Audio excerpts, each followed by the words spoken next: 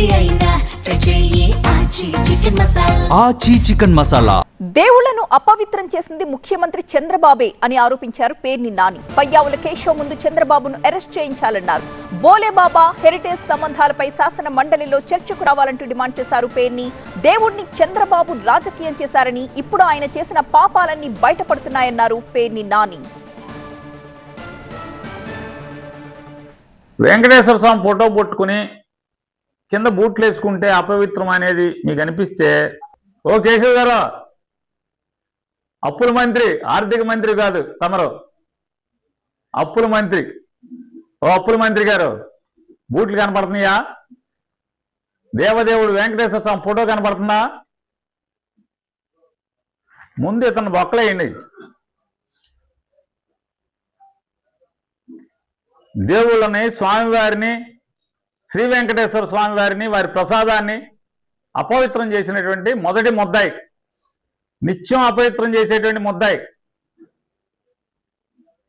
ఓ అప్పుల మంత్రి గారు, ముందు ఇతను ఏవయ్యా లోపల.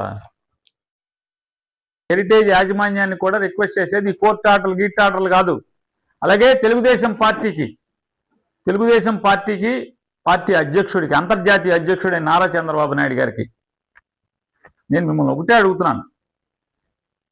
వైఎస్ఆర్ కాంగ్రెస్ పార్టీకి బలం ఉన్నటువంటి ఎక్కువ మంది, మీకేమో 164 మంది ఉన్నారు, మేము 11 మంది ఉన్నాం, అసెంబ్లీకి రావట్లా.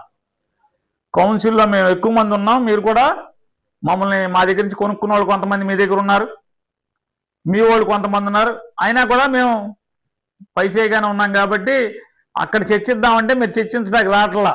ఇప్పుడు మీరు అసెంబ్లీలో కూర్చుని మీరు పవన్ కళ్యాణ్ గారు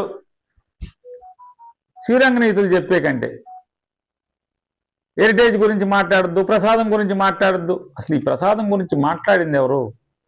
ఈ ప్రసాదాన్ని అపవిత్రం చేసింది ఎవడు? బజార్కి ఇచ్చింది ఎవరు?